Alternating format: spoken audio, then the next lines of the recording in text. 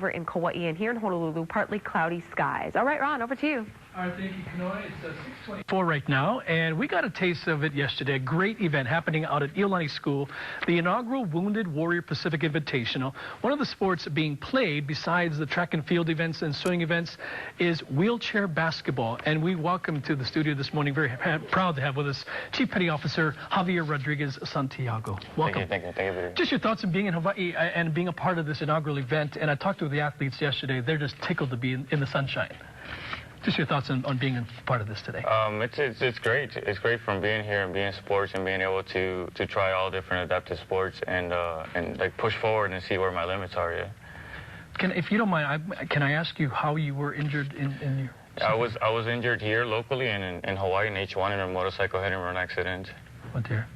So, you know, a lot of, when I talked to some of the Wounded Warriors yesterday, some wounded in Afghanistan, others here at home on U.S. soil, but you all share that common bond is to push forward. Yes. It's not only, Wounded Warriors is not only combat related. It's either somebody has a serious illness or also that was injured in training or shipboard or on liberty too. Okay, and your sport is basketball, yes. And I'm going to ask you to show us how you do that. And if you don't mind, I'm going to sit with you because I've watched this before, and it's complicated, yes. But it's also something that you folks take great pride in. If yes, you don't mind, yes, I'm going to sit with you. Go ahead and get in a chair. And it takes a tremendous amount of strength and skill, folks. Trust me. If you don't, do I just strap in? Yes. Okay, so what do you do to prepare for your event? For my event, well, usually we gotta get ready. We get on the chair. Mm-hmm. And once we get all in and strapped on, put her strapped on to stay on the chair, and it helps us too. Mm-hmm.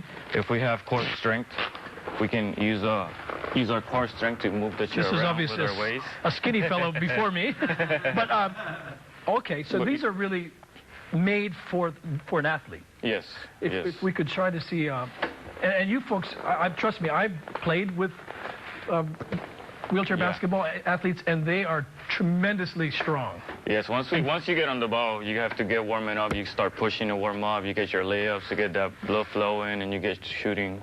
Okay, and you guys get very physical too, right? Yes. There's if you don't have the ball, you have to fight for position. So to fight for position, you got to get like around each other. So there's like a lot of bumping and trying to get around. Okay, I'm off screen now, but. Okay, so what? And is there a lot of dribbling that happens in wheelchair? Yes, you have to every time you touch your wheels twice, you have to dribble. So it's not like you can just keep on pushing. So every time you have to dribble and dribble every 2 pushes.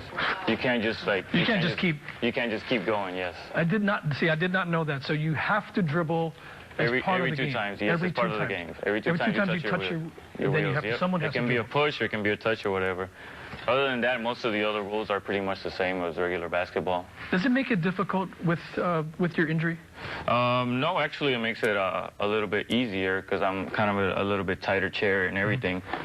It's like depending on your core strength, you can move your chair or not. For others that are a little bit paraplegic and all that stuff, it might make it a little bit more difficult because they don't have that. Right. But they can still get attached to the chair and push and all that. So. Okay. You folks will be playing at Iolani School. Do you know what day you'll be playing? Today they're swimming, but all the basketball is happening up in Joint Base in the gym. That's right. Okay. Chief Petty Officer, thank you very much for being here, but also, sir, thank you for your service. Thank you for having me. Appreciate you being here and what you do for our country so that we can enjoy our freedom. Thank you.